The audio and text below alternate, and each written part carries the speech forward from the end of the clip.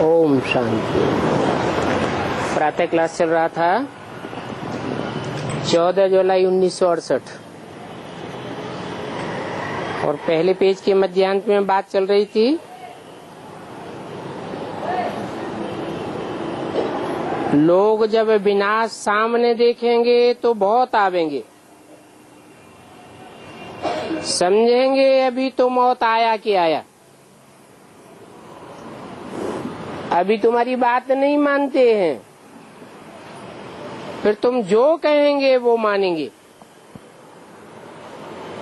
अभी तुम कहते रहते हो 8 वर्ष में विनाश आया कि आया। कौन से सन की वाणी है? 68 की। तो 68 और 8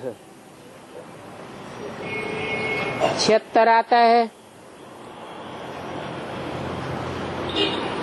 तो 76 में विनाश तो नहीं हुआ, तो तुम झूठ कहते रहते हो ना, है? झूठ कहते रहते हो तो झूठों की बात कौन मानेगा? झूठ कहते हो या सच कहते? उस समय क्या कहेंगे? झूठ इसलिए नहीं कहेंगे कि कोई भी काम की शुरुआत होती है तो सूक्ष्म से होती है, बाद में स्थूल काम संपन्न होता है। मकान बनाना है तो बुद्धि में नक्शा आवेगा, संकल्पों में आवेगा, बाद में कागज में आवेगा, फिर आखिरी में स्थूल मकान बनके तैयार होगा। तो ऐसे ही 8 वर्ष में विनाश की बात बाहर की दुनिया की बात नहीं थी, ये तो ब्राह्मणों की दुनिया में जो ब्रह्मा द्वारा ब्राह्मणों की सृष्टि रची गई उसमें सूक्ष्म विनाश की शुरुआत की बात है। नया संगठन बनता है तो छोटा होता है और जो पुराना संगठन होता है वो बड़ा होता है।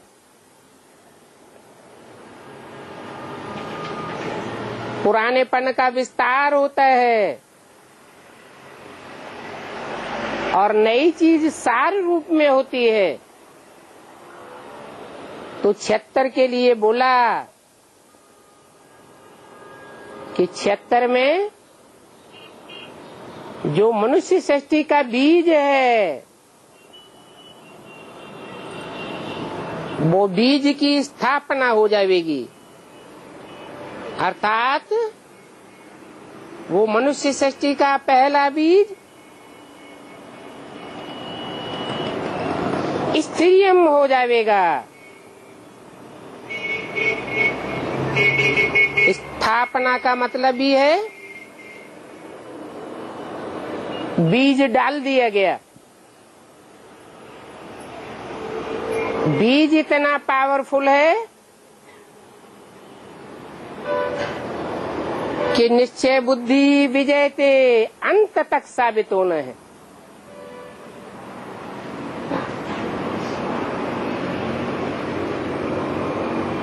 बाकी बीज से बाद में और संगठन तैयार होता रहता है। जैसे जैसे स्थापना का बीज मजबूत होते जाते हैं वैसे वैसे पुराना संगठन हिलता जाता है। तो पुरानी दुनिया का विनाश कहेंगे और नई दुनिया की स्थापना कहेंगे। आगे चल के और भी नजदीक देखेंगे। सूक्ष्म बातें सबकी समझ में नहीं आती हैं।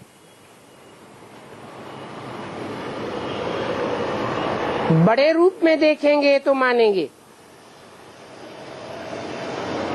मौत तो आना ही है।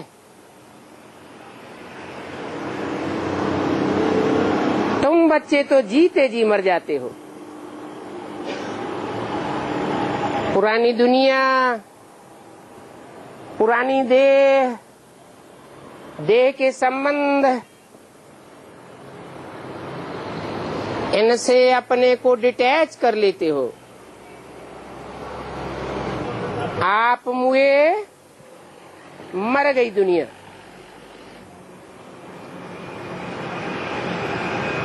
ऐसी स्टेज तुम बच्चों की बनती है नंबरवार पुरुषार्थ अनुसार। जैसे संकल्पों से ब्रह्मा द्वारा सृष्टि रची जाती है, वो भी कल्याणकारी है। और संकल्पों की दृढ़ता से ही पुराने का विनाश होता है, वो भी कल्याणकारी है।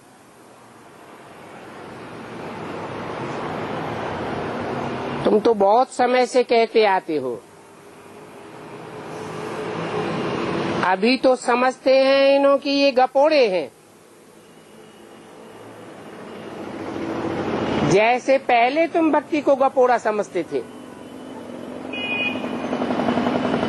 वैसे भी तुम्हारे ज्ञान को गपोड़ा समझते हैं। तुम्हारा झाड़ तो धीरे धीरे बढ़ता जाता है।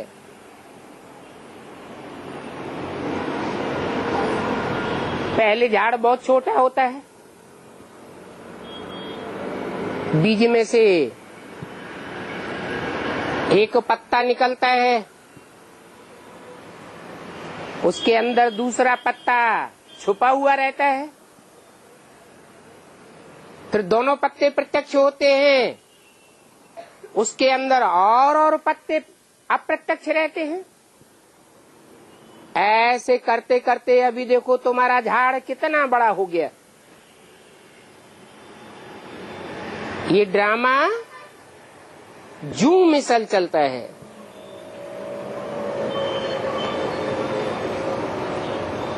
सन्यासी तो कोई इस ज्ञान में अभी आने के नहीं है।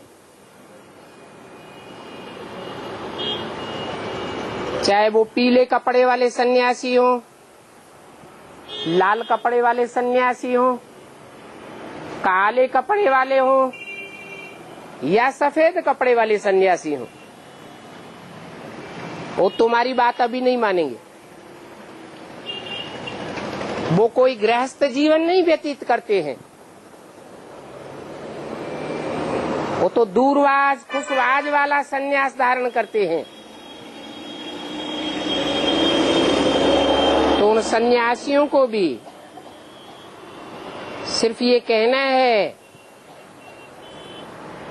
कि बाप को याद करो। सारी मनुष्य सृष्टि का एक ही बाप है, और उस मनुष्य सृष्टि के बाप में आत्माओं का बाप प्रत्यक्ष होता है, जिसे परमपिता परमात्मा कहा जाता है। ये भी बाप ने समझाया है, तुमको आंखें बंद नहीं करनी है। आंखें बंद करके याद करने की प्रैक्टिस करेंगे तो अंत मते सो गते कैसे होगी। दुनिया में चारों ओर जब विनाश की विभीषिका हो रही होगी, उस समय तुम आंखें बंद करके बैठेंगे क्या? तो प्रैक्टिस करनी है आंखें खोल करके याद करने की।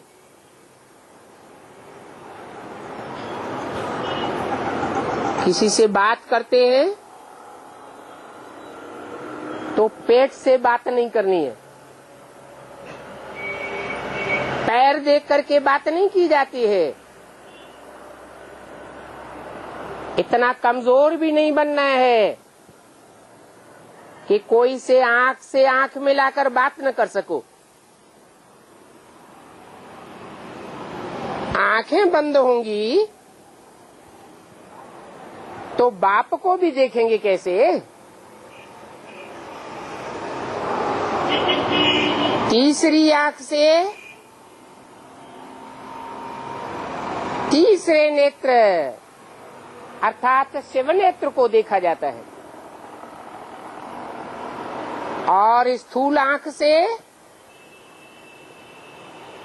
मनुष्य सृष्टि के साकार बाप को देखा जाता है।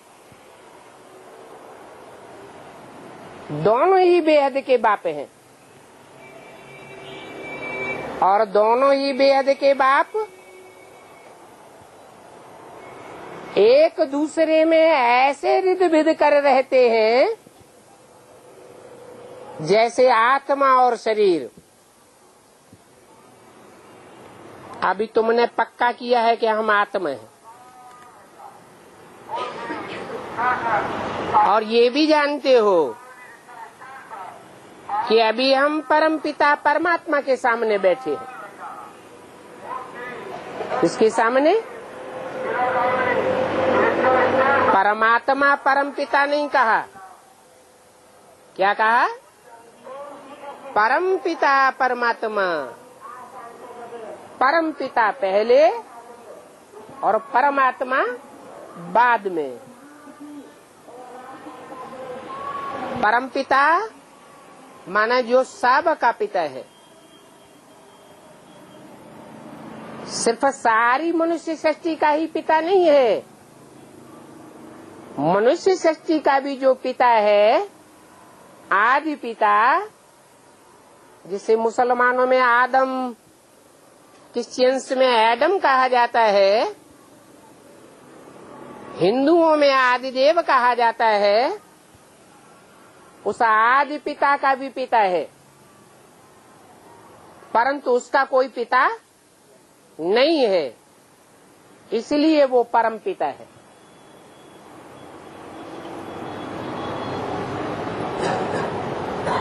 वो नाम पहले लिया जाता है,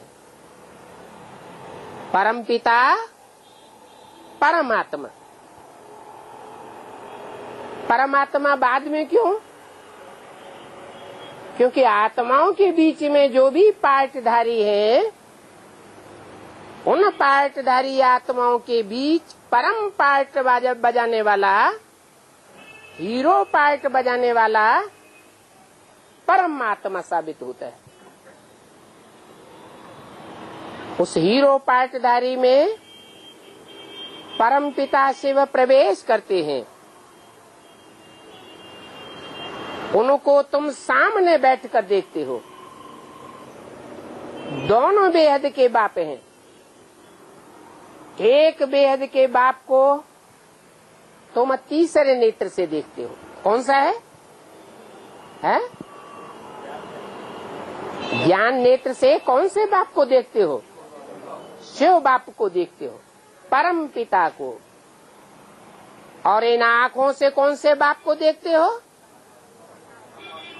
परम आत्मा, परम पार्टधारी, हीरो पार्टधारी को देखते हो। देखने में निराकार आत्मा नहीं आती है। देखने में कौन आता है?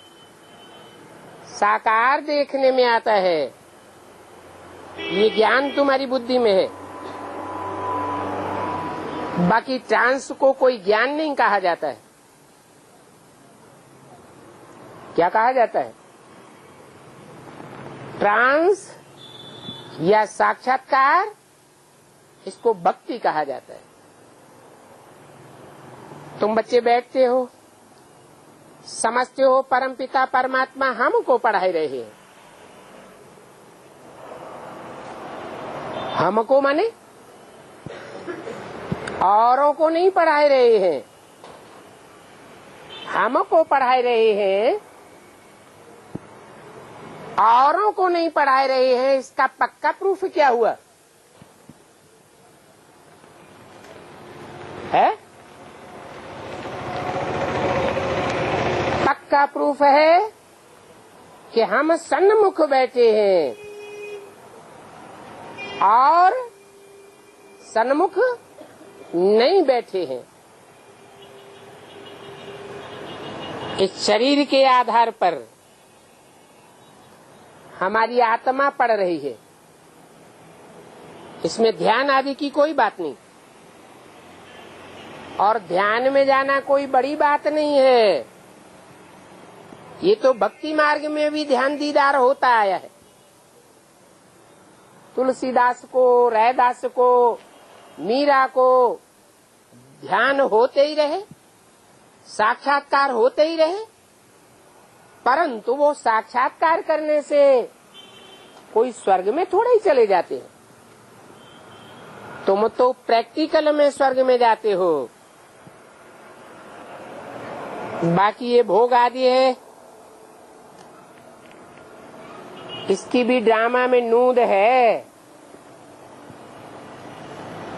तो भक्ति मार्ग की बातें, परंतु ये भक्ति भी ड्रामा में नूदी हुई है।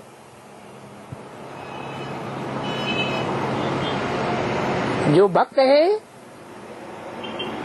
वो सर्वेंट बन करके भोग लगा करके आते हैं। जैसे सर्वेंट लोग होते हैं, बड़े आदमी को खिलाते हैं, तो तुम भी भोग आदि लगाते समय जैसे कि भोग लगाने वाले सर्वेंट बन जाते हो। देवताओं को भोग लगाने जाते हो, उनको भी पहले कहेंगे फरिश्ते। वहां तुम मम्मा बाबा को देखते हो, वो मम्मा बाबा है संपूर्ण, और ये मम्मा बाबा कौन से? दादा लेखराज और ओम राधे, इनको कहेंगे अपूर्ण, क्योंकि सूक्ष्म शरीर के बंधन में बंध जाते हैं। बाकी इनके लिए कहेंगे कि सूक्ष्म शरीर में बंधना ये भी इनकी अहम ऑब्जेक्ट है। इनको ऐसा फरिश्ता संपूर्ण मम्मा बाबा जैसा बनना है। 14 जुलाई 68 की वाणी का दूसरा पेज। बाकी ध्यान में जाना कोई बड़ी बात नहीं है। जैसे यहाँ शिव बाबा तुमको पढ़ाते हैं, वैसे वहां भी शिव बाबा उन द्वारा कुछ समझावेंगे। कहाँ?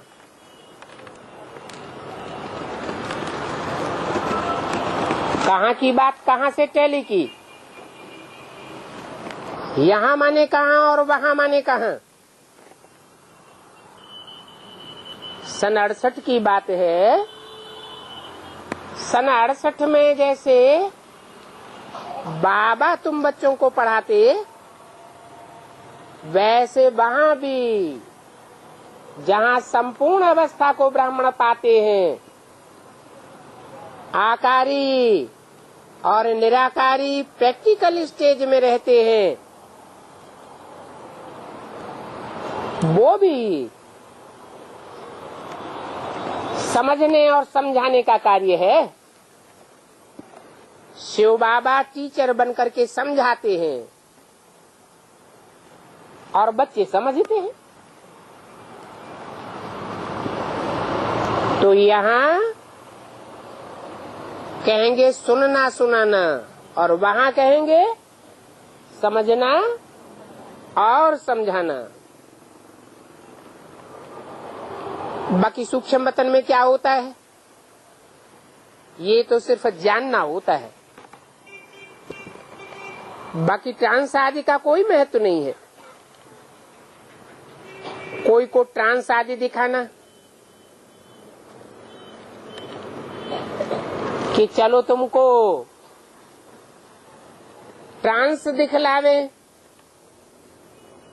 ये भी बेबीपना है, बचपन का खेल है। बाबा सभी को सावधान करते हैं कि ट्रांस आदि में मत जाओ।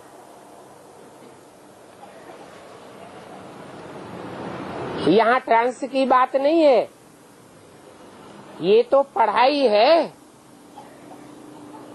और पढ़ाई कल्प कल्प बाप आकर पढ़ाते हैं। अभी संगम युग है, इस संगम युग में जरूर तुमको ट्रांसफर होना है। बेसिक नॉलेज से एडवांस नॉलेज में ट्रांसफर होना है। जैसे छोटे बच्चे होते हैं, स्कूल से कॉलेज में ट्रांसफर होते हैं, स्थान बदल जाता है, टीचर बदल जाता है, पढ़ाई बदल जाती है। फिर तुम पढ़ाई पूरी करेंगे तो फरिश्ता बन जाएंगे। फरिश्ता सो देवता। तो तुमको ट्रांसफर जरूर होना है। ड्रामा के प्लान अनुसार तुम पार्ट बजाए रहे हो।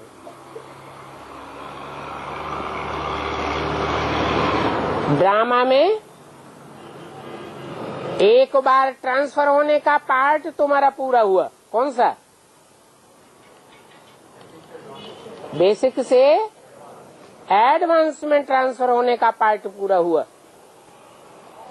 अभी एडवांस में तुम अपनी आत्मा को रियलाइज करेंगे कि मैं आत्मा जन्म जन्मांतर इस सत्य रूपी रंगमंच पर कौन सा पार्ट बजाने वाली आत्मा हूँ। उस पार्ट की महिमा है।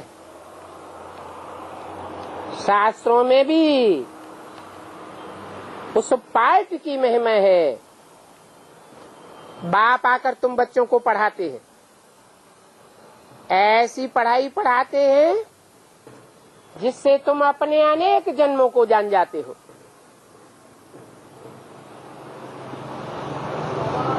जैसे वो मनुष्यों की लिखी हुई गीता में भी कहा, हे अर्जुन, तू अपने जन्मों को नहीं जानता, मैं तेरे को बताता हूँ। ड्रामा अनुसार तुमको बाप से एक बार पढ़ करके देवता जरूर बनना है। इस पढ़ाई में बच्चों को खुशी होती है। हम बाप को भी और रचना के आदि मध्यंत को भी जान गए हैं।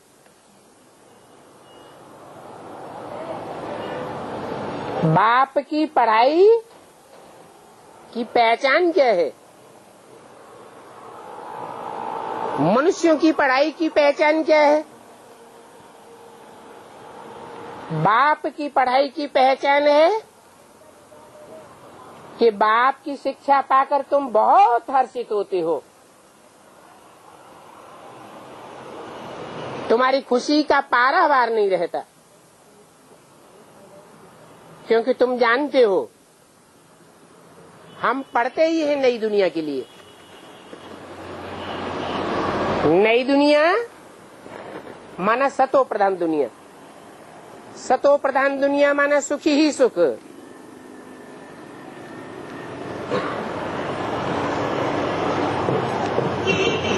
बाप की शिक्षा पाकर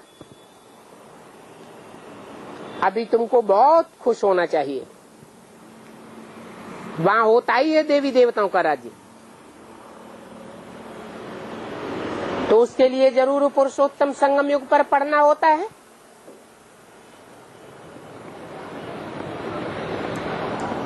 पुरुषों को उत्तम बनाने की ये पढ़ाई है। तो तुम इस दुख की दुनिया से छूट करके सुख की दुनिया में जाते हो।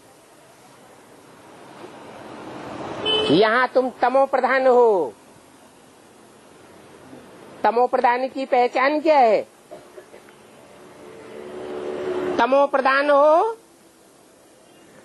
तो बीमार रहते हो, रोगी हो जाते हो, दुखी होते हो।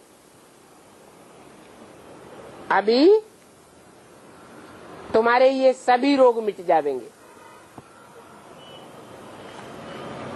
तो यहाँ मुख्य है पढ़ाई। इस पढ़ाई में ट्रांस आदि का कोई कनेक्शन नहीं है और ये बड़ी बात भी नहीं है। बहुत जगह ऐसे ध्यान में चले जाते हैं, फिर कहते हैं मम्मा आती है, बाबा आता है। वास्तव में ये कुछ भी है नहीं, क्योंकि बाप तो एक ही बात समझाते हैं। कहते हैं अपन को आत्मा समझ मुझे याद करो। तुम जो आधा कल्प देह अभिमानी बन पड़े हो, अभी देही अभिमानी बन बाप को याद करो, तुम्हारी विकर्म विनाश हो जाएंगे। इसको याद की यात्रा कहा जाता है। योग योग कहने से याद की यात्रा साबित नहीं होती है। तुम आत्माओं को तो याद करते करते यहाँ से वापस जाना है। कहाँ वापस जाना है? जैसी याद करेंगे वैसी स्टेज में वापस जाएंगे। तुमको सिखाया जाता है आत्मा को याद करो, आत्मा के बाप परमपिता परमात्मा को याद करो। आत्मा निराकार, बाप भी निराकार, तो तुम जरूर निराकारी धाम में जाते हो। निराकारी फिर निर्विकारी जरूर बनेंगे, और निर्विकारी देवताओं को कहा जाता है। तो तुम बच्चों को बहुत सतो प्रधान बन करके जाना है। क्या बहुत क्यों लगाई दिया? सिर्फ सतो प्रधान बनकर नहीं, सिर्फ सतो प्रधान तो सतयुग में सेकंड नारायण से लेकर के 8वां नारायण तक सतो प्रधान ही होते हैं, और उनकी प्रजा भी सतो प्रधान होती है, लेकिन बहुत सतो प्रधान नहीं होती है। और तुम तो बहुत सतो प्रधान बनते हो। तो तमो प्रधान से पक्का सतो प्रधान बनना है। अभी तुम ट्रायल करते हो। उन्हों का जो योग है सन्यासियों का, उसमें ट्रायल की बात नहीं है। तुम जानते हो कि हठ योगी तो बहुत हैं, वो है ही हठ योग, और उनका है हठ योग। यहाँ तो है बाप को याद करना। बाप कहते हैं ये मीठे मीठे बच्चों, अपन को आत्मा समझो। ऐसे और कोई भी कभी कह नहीं सकता, और गुरु कोई क्यों नहीं कह सकता अपने चेलों से कि अपन को आत्मा समझो। इसलिए नहीं कह सकता कि सब देह अभिमानी है, खुद ही देह अभिमानी है, तो दूसरों को देह अभिमानी बनाएंगे या आत्माभिमानी बनाएंगे? जो जैसा होता है वैसा ही दूसरों को बनाता है। तो अभी तुम जानते हो कि ट्रांस आदि की बात जो दुनिया में है वो यहाँ नहीं है।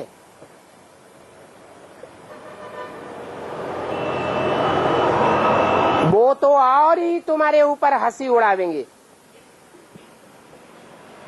क्योंकि वो तो याद की यात्रा को जानते ही नहीं है। भोग आदि लगा करके आते हैं, ये भी उनका ड्रामा में नूंद है। इन भोग आदि का महत्व कुछ नवदा भक्ति में है, वहां भी ध्यान में जाते हैं। जिसकी भक्ति करते हैं उसके चित्र सामने आ जाते हैं। ये कोई बड़ी बात नहीं है, परंतु इससे फायदा कुछ भी नहीं है। ये तो पढ़ाई है, बाप का बच्चा बना, फिर बाप से पढ़ना और दूसरों को पढ़ाना। कोई को बुलाना नहीं है। बाप तो कहते हैं तुम बड़ी दुकान खोलो, म्यूजियम खोलो,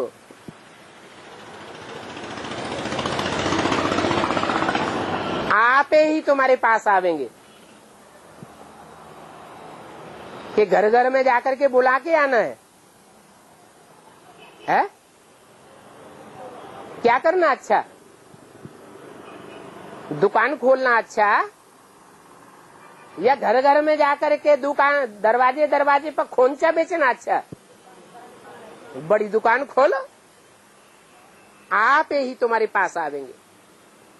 बुलाने करने की तकलीफ भी नहीं होगी। बुलाने करने की मेहनत, इससे मोहब्बत साबित नहीं होती है। क्या बेसिक में क्या करते रहे है? पर्चे छपाते रहे, संदेश देते रहे, बुलाते रहे। अभी तुमको बुलाने आदि की कोई को दरकार नहीं है। तुम दुकान खोल करके बैठ जाओ, गीता पाठशाला खोलो, म्यूजियम खोलो, जो आवेंगे वो कहेंगे ये तो ज्ञान बहुत अच्छा है। ये ऐसा तो हमने कब सुना ही नहीं। इसमें तो कैरेक्टर्स सुधरते हैं, और कैरेक्टर्स में मुख्य बात है ही पवित्रता की। इस पवित्रता की बात पर ही हंगामे होते हैं, और पवित्रता की बात न समझ पाने के कारण बहुत फेलियर्स भी होते हैं।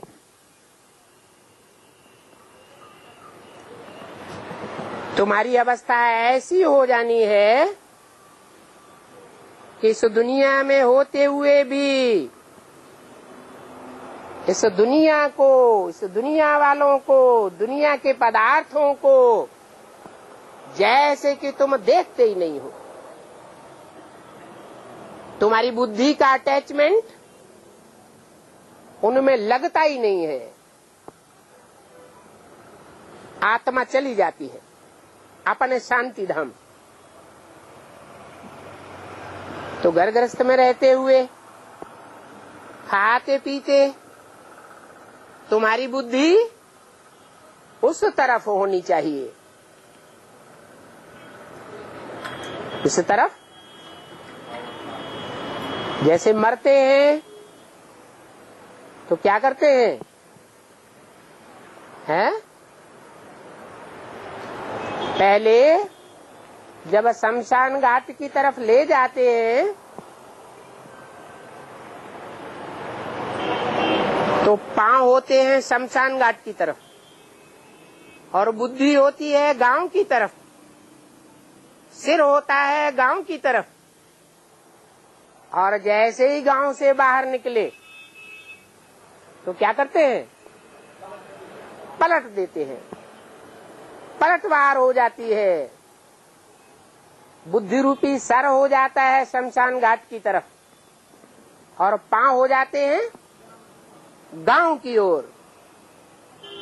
तो तुम इस दुनिया को देखते हुए भी न देखो, तुमको तो जीते जी मरना है। समझो, जैसे बाप नया मकान बनाते हैं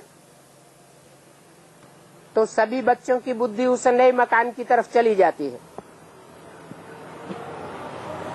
अभी तुम भी जानते हो कि हमारे लिए तो नई दुनिया स्वर्ग बन रहा है।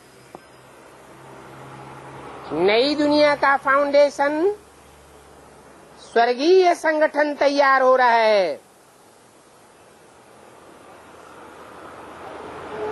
जिनको नई दुनिया में जाना होगा और जितना जल्दी जाना होगा, उनकी बुद्धि नई दुनिया के संगठन में लग जाएगी।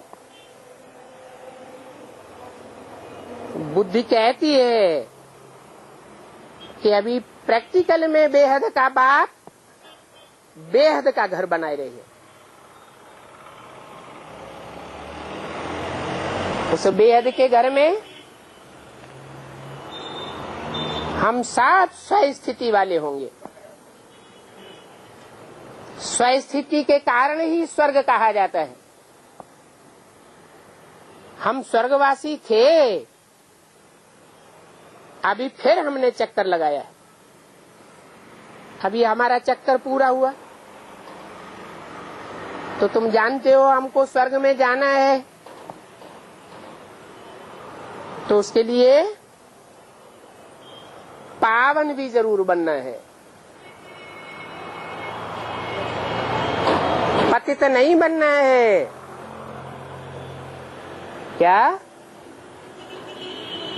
क्या करना है? पावन जरूर बनना है। पतित माना तन से भी पतन हो जावे, तन की शक्ति क्षीण हो जावे, मन भी पतित हो जावे, मन इधर उधर बाहर की दुनिया में भागता रहे, सुखधाम और शांति धाम की ओर बुद्धि न लग पाए, तो मन भी कहेंगे पतित। और जहां हमारा मन होगा वहां हमारा धन भी जरूर जाएगा। तो सारे जीवन की कमाई हुई धन की संपत्ति भी हमारी नष्ट होती रहेगी। तो पतित होंगे तो स्वर्ग में नहीं जा सकेंगे, पावन बनेंगे तो स्वर्ग में जाएंगे। याद की यात्रा से ही पावन बनना है। याद तो बताई दी, सिर्फ आत्मा की भी याद नहीं है। परम धाम में सिर्फ आत्मा होती है, परंतु वो आत्मा जड़ है या चैतन्य है? क्या कहेंगे? चैतन्य है। चैतन्य की परिभाषा बताई है मुरली में। चैतन्य अर्थात चलता फिरता बोलता चालता। तो परमधाम में आत्मा चलती फिरती बोलती चालती होती है या इस साकार सृष्टि में? साकार सृष्टि में होती है। तो तुम्हारी याद भी सिर्फ आत्मा की याद नहीं है, आत्मा के साथ साथ क्या चाहिए है? अरे आत्मा शिव ज्योति बिंदु को ही याद करना है, वो भी तो आत्मा है ना। या उसको प्रैक्टिकल स्वरूप देना है? उसका प्रैक्टिकल स्वरूप है साकार शरीर। जिस साकार शरीर की मूर्तियां, निराकारी स्टेज वाली नग्न मूर्तियां दुनिया के हर कोने में खुदाइयों में मिली है। और भारत देश में तो जैनियों में और हिंदुओं में वो नग्न मूर्तियां आज भी पूजी जा रही है। इस याद की यात्रा में ही माया तुमको वायलोरा डालती है।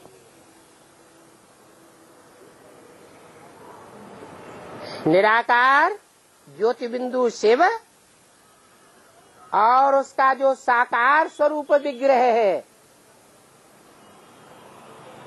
उस गृहस्थी स्वरूप की याद में तुमको टिकने नहीं देती, बुद्धि को हिलाए देती है। इस बात में ही तुम्हारी लड़ाई है। इस बात में ये निश्चय बुद्धि बनने में ही लड़ाई हो जाती है कि साकार है या निराकार है, निराकार है या साकार है, साकार निराकार दोनों है या नहीं है। अब वास्तव में पढ़ाई में लड़ाई की बात नहीं होती है क्या? अगर सच्चम सच पढ़ाई पढ़ रहे हैं एक से, तो उसमें लड़ाई नहीं होगी। अगर दो से पढ़ाई पढ़ रहे हैं तो क्या होगा? लड़ाई जरूर होगी। बाकी पढ़ाई तो बिल्कुल सहज है। ये 84 के चक्र की नॉलेज बुद्धि में फिराना बहुत सहज है। बाकी अपन को आत्मा समझ, बाप को याद करो, इसी बात में मेहनत है। इस बात को भूलने से विकर्म बन जाते हैं। बाप कहते हैं ये याद की यात्रा मत भूलो, कम से कम कितना याद जरूर करो, है?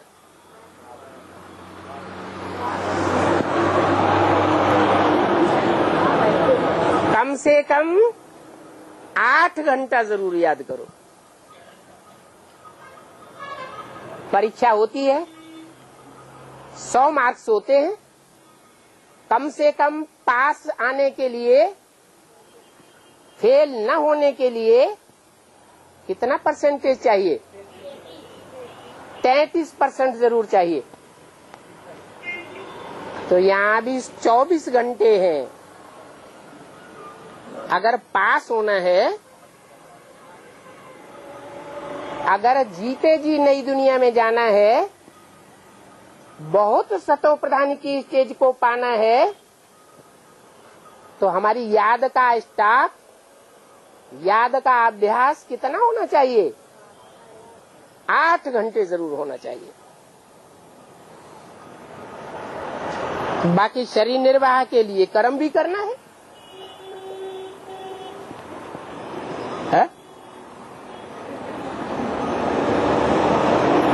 शरीर निर्वाह के लिए क्या करना है? कर्म भी करना है। मानो दुकान जरूर खोलनी है, कारखाने में नौकरी जरूर करनी है, खेतों में जाकर के खेती जरूर करनी है। नहीं तो शरीर निर्वाह कैसे होगा? होगा क्या? है? हो पक्का पक्का नहीं बोलते, होगा या नहीं होगा? नहीं होगा। होगा? नहीं होगा। अच्छा, जो सरेंडर हो गए, दुनियावी धंधा करते हैं क्या? करते हैं? नहीं करते। उनका शरीर निर्वाह नहीं हो रहा है। तुम्हारे से भीख मांगते हैं आकर के? हैं? मांगते हैं? अगर मांगते हैं तो उनकी पढ़ाई अधूरी है। जो अधूरी पढ़ाई जिन्होंने पढ़ी है वो तो मांगते होंगे। बाकी जो भगवान परमपिता परमात्मा से पढ़ाई पढ़ते हैं, उनको भगवान के अलावा और किसी के सामने माथा झुकाने की दरकारी नहीं। तो कौन से शरीर निर्वाह की बात है? बाप तो कहते हैं मेरी सर्विस में रहने वाले बच्चे भूख नहीं मर सकते। तो वो शरीर निर्वाह नहीं होता है क्या? हाँ, इतना जरूर है क्या कि जो लौकिक धंधाधोरी कर रहे हैं वो 8 घंटे लौकिक धंधाधोरी करें तो काफी है। शरीर निर्वाह के लिए 8 घंटा ही काफी है और 8 घंटे ईश्वरीय कार्य में लगावे। बाकी जो अपन को सरेंडर समझते हैं, ईश्वर के लिए समर्पित समझते हैं, वो कितने घंटे काम करें ईश्वरीय सेवा के लिए? है 16 घंटे काम करें तो दोनों का बराबर हो जाएगा। तो बोला शरीर निर्वाह के लिए कर्म भी करना है, नींद भी जरूर करनी है। क्या? तो कोई कहे कि क्या हम तो 24 घंटे लगावेंगे? नहीं, तमो प्रधान दुनिया है तो उसके 5 तत्व भी कैसे हैं? है तमो प्रधान तत्व है। तमो प्रधान शरीर है, तमो प्रधान शरीर के 5 तत्वों को आराम की भी जरूरत है। तो कम से कम कितना घंटा नींद का होना चाहिए? है 8 घंटे नहीं, 4 घंटे सॉलिड नींद अगर हो जाए तो और ज्यादा नींद करने की दरकार नहीं रहती। तुम्हारा सहज मार्ग है, अगर कहीं नींद न करो तो उसको कहेंगे हठ योग। ऐसे हठ योगी तो दुनिया में बहुत हैं। बाप कहते हैं उन हठ योगियों की तरफ कुछ भी नहीं देखो, इसमें कुछ भी फायदा नहीं है। कितना हठ योग सिखलाते हैं, ये सभी है मनुष्यों की मत। नहीं तो बाप कहते हैं कि 9-10 बजे से लेकर के 12-1 बजे तक का टाइम बहुत तमो प्रधान होता है। उसमें क्या करना चाहिए? नींद ही करनी चाहिए। बहुत होते हैं अरे हम ईश्वरीय सेवा में लगे हुए हैं, रात भर काम करेंगे। तो जो रात भर काम करेंगे अपनी आत्मा किस स्टेज में जावेगी? तो तामसी स्टेज की तरफ चली जावेगी। हर एक काम का अपना टाइम होता है, तो नींद का भी अपना टाइम है। कौन सा टाइम है? रात के 8-9 बजे से लेकर सवेरे के 1-2 बजे तक नींद का टाइम है। उस समय जो तामसी आत्माएं हैं, सूक्ष्म शरीरधारी इविल सोल से हैं, वो बहुत बुद्धि को घुमाती है। इसलिए उस टाइम सोना ही अच्छा है।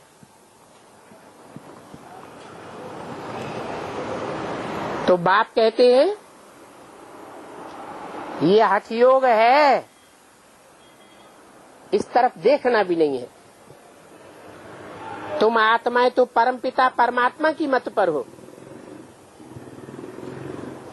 कोई मनुष्यों की मत पर नहीं हो। आत्मा ही शरीर लेकर के पार्ट बजाती है। डॉक्टर बनते हैं, फलाना बनते हैं, परंतु मनुष्य देह अभिमानी बन पड़े कि मैं फलाना हूं।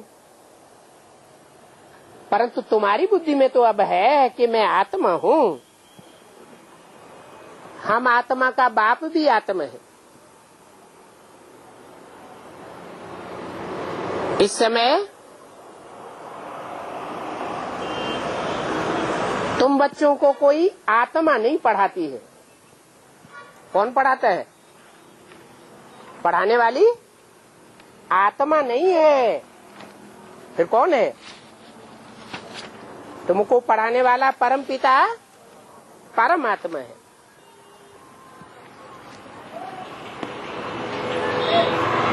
14 जुलाई 1968 की वाणी का 3रा पेज। इसलिए गायन भी है, अभी का ही गायन है कि आत्मा परमात्मा अलग रहे बहुकाल। तो तुम बच्चे बहुत काल के बाद कल्प कल्प मिलते आए हो। बाकी जो भी सारी दुनिया है वो तो सभी देह अभिमान में आकर के पढ़ते हैं, देह समझ करके ही पढ़ाते हैं और देह समझ करके ही पढ़ते हैं। बाप कहते हैं मैं देह अभिमानियों को नहीं पढ़ाता हूं, अर्थात जो अपनी ही चलाते हैं मैं उनको नहीं पढ़ाता हूं। मन मत चलाते हैं, मनुष्य मत चलाते हैं, मैं उनको नहीं पढ़ाता हूं। किसको पढ़ाता हूं? मैं आत्माओं को पढ़ाता हूं। ये जज बनना, बैरिस्टर आदि बनना, ये भी आत्मा बनती है। परंतु तुमको पढ़ाने वाला तो परम पिता परमात्मा है। बाप कहते हैं तुम आत्मा सतो प्रधान पवित्र थे, फिर तुम पार्ट बजाते बजाते अभी पतित बन गए हो। है? पार्ट बजाने से पतित बने? सतयुग में कहेंगे कि पार्ट बजाते बजाते पतित बने? है? सतयुग त्रेता में पार्ट बजाया या नहीं बजाया तो पतित बने? हैं? नहीं बने। कलाएं कैसे कम हो गई? आत्मा शरीर में आती है, रंगमंच पर पार्ट बजाती है तो सुख तो जरूर भोगती है, और सुख भोगने से आत्मा की शक्ति क्षीण जरूर होती है। हाँ, श्रेष्ठ सुख भोगते हैं, श्रेष्ठ कर्मेंद्रियों से सुख भोगते हैं तो क्षीणता कम होती है, और भ्रष्ट कर्मेंद्रियों से सुख भोगते हैं, भ्रष्टाचारी बनते हैं तो क्षीणता तेजी से होती है और वो पतन देखने में भी आ जाता है। तो अभी तुम सब पतित बन गए हो, फिर अभी चिल्लाते हो। जब पतन देखने में आता है तो क्या करते हो? है? चिल्लाते हो। क्या चिल्लाते हो? बाबा आ करके हमको पावन बनाओ। हम अपने पतित पने को रोक नहीं पा रहे हैं। हमारी तन की शक्ति, मन की शक्ति, धन की शक्ति, समय की शक्ति, ये सारी एनर्जीज हमारी बेस्ट जा रही है। अभी तुम जानते हो कि बाप तो सदैव है ही पावन, वो एवर प्योर है, और ये बात दुनिया में कोई की बुद्धि में नहीं है। जब सुने तो फिर धारणा भी हो। तुम बच्चों को धारणा होती है तो तुम देवता बन जाते हो, और कोई की बुद्धि में बैठेगा ही नहीं।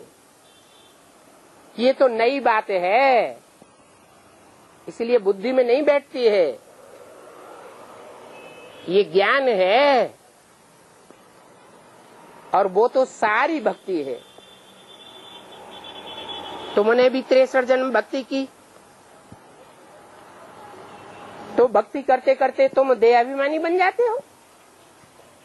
अभी बाप कहते हैं बच्चे आत्मा अभिमानी बनो, अपन को आत्मा समझो।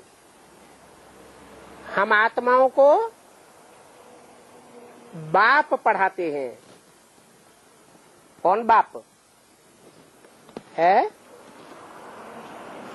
ज्योति बिंदु शिव बाप, जो सदा पवित्र है, एवर प्योर कहा जाता है, वो आत्मा पढ़ाने वाली है। परंतु सिर्फ आत्मा ही पढ़ाती है क्या? नहीं, आत्मा शरीर धारण करके पढ़ाती है, शरीर के द्वारा पढ़ाती है। तो घड़ी घड़ी ये बात याद रखो। ये एक ही समय है जबकि आत्माओं का बाप परमपिता परमात्मा पढ़ाते हैं। बाकी सारे ड्रामा में कब पार्टी नहीं है सिवाय संगम युग के, और कोई टाइम ऐसा नहीं है जहां बाप आकर के पढ़ाता हो। इसलिए बाप बार बार फिर भी कहते हैं, मीठे मीठे बच्चों, अपन को आत्मा निश्चय करो। ये बड़ी ऊंची यात्रा है। जो चढ़े तो चाखे बैकुंठ रस, नहीं तो अगर गिरते रहते हैं, पतित होते रहते हैं, तो कहेंगे विकारी बन गए। वि माने विपरीत, कार माने कार्य, पतित बनने का विपरीत कार्य कर लिया। उस विकारी बनने से तुम एकदम चकनाचूर हो जाते हो। फिर भी पुरुषार्थ तो किया ना, क्या? पवित्र बनने के लिए पुरुषार्थ तो किया ना, तो स्वर्ग में तो आ जावेंगे, परंतु पद बहुत कम हो जाएगा। क्योंकि तुम जानते हो कि राजधानी स्थापन हो रही है, इसमें ऊंचे ऊंचे पद वाले भी होते हैं और नीचे नीच पद पाने वाले भी होते हैं। तो कम पद पाने वाले भी चाहिए तो ना, उनकी संख्या ज्यादा होगी या थोड़ी होगी? है? कम पद पाने वालों की संख्या ज्यादा होगी या उच्च पद पाने वालों की संख्या ज्यादा होगी? कम पद पाने वालों की संख्या बहुत होगी। सभी थोड़े ज्ञान में उछलते हैं। फिर तो बाबा को बहुत बच्चियां मिलनी चाहिए। अगर मिलती भी हैं तो थोड़े टाइम के लिए मिलती है। वास्तव में तुम फीमेल नौकरी के बंधन से मुक्त हो। मेल्स को नौकरी करके बच्चों की पालना करनी है।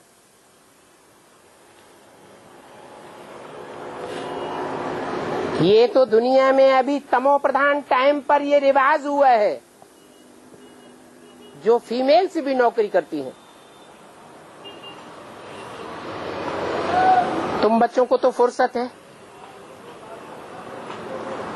8 घंटा नौकरी पुरुषों को करनी है।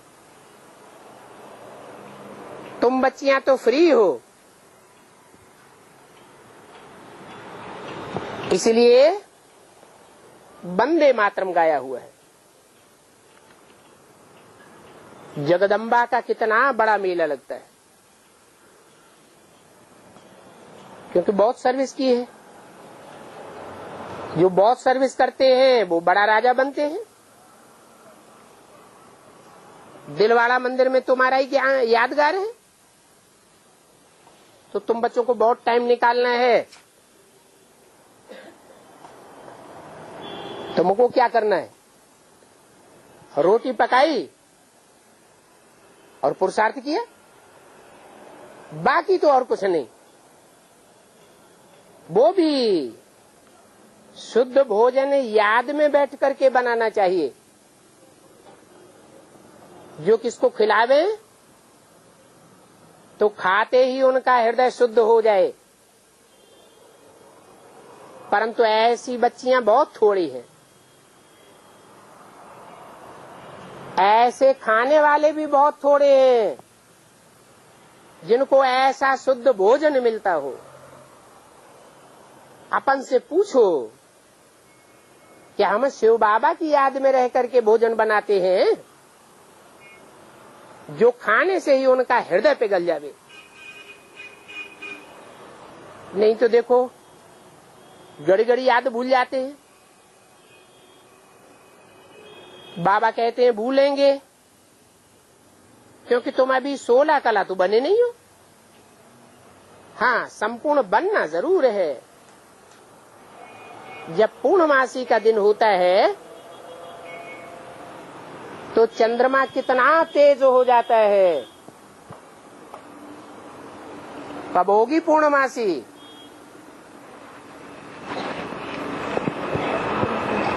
कब होगा चंद्रमा तेज? अभी तो नाम रखा है। ब्रह्मा को बाबा बेबी कहते हैं। तो तेज बुद्धि हुआ या नाबालिग बुद्धि हुआ? पूर्णमासी के दिन चंद्रमा बहुत तेज हो जाता है।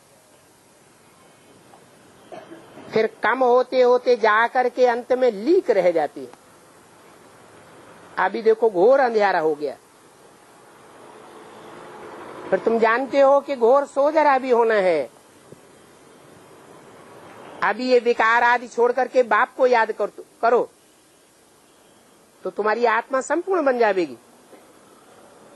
तुम जानते हो कि अभी तुम्हारी राजधानी स्थापन हो रही है। तुम चाहते हो संपूर्ण महाराजा बने, परंतु सभी तो नहीं बन सकते। पुरुषार्थ भी सबको करना है। बाकी ये तो जानते हैं सभी राजाएं, सभी लक्ष्मी नारायण तो नहीं बनेंगे। कोई कोई तो ऐसे बच्चे हैं जो कुछ भी पुरुषार्थ नहीं करते। इसलिए महारथी, घोड़े सवार, प्यारे प्यादे आदि कहे जाते हैं। महारथी तो बहुत थोड़े होते हैं और प्रजा अथवा लश्कर कितना ढेर का ढेर होता है।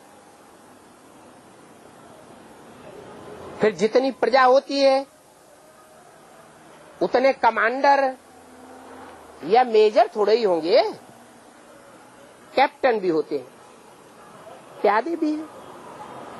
तो तुम बच्चों की रूहानी सेना है। सारा मदार याद की यात्रा पर। इस याद की यात्रा से तुमको बल मिलेगा, परंतु तुम गुप्त वॉरियर्स हो। बाप को याद करने से विकर्मों का जो किचड़ा है वो सारा भस्म हो जाता है। बाप कहते हैं धंधा धोरी बल करो, बाप को याद करो। तुम जन्म जन्मांतर के आशुक हो एक मासूक के। वो मासूक तुमको अभी मिला है तो उनको याद करना चाहिए। आगे भी तो याद करते थे ना, परंतु उस समय तुम्हारे विकर्म विनाश नहीं होते थे। क्यों नहीं होते थे?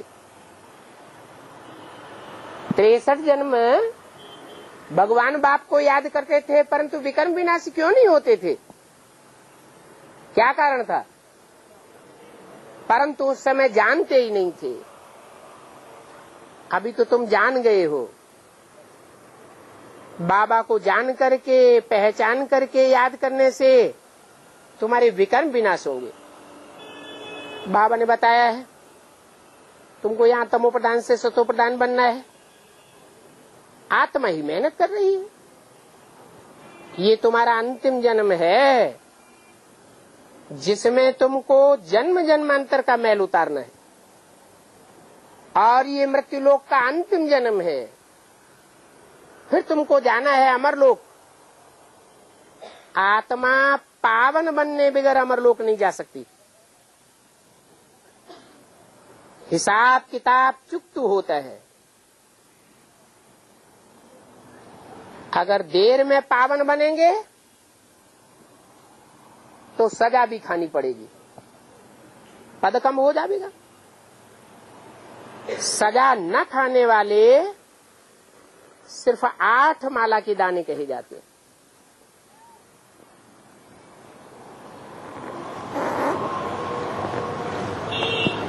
ओम शांति।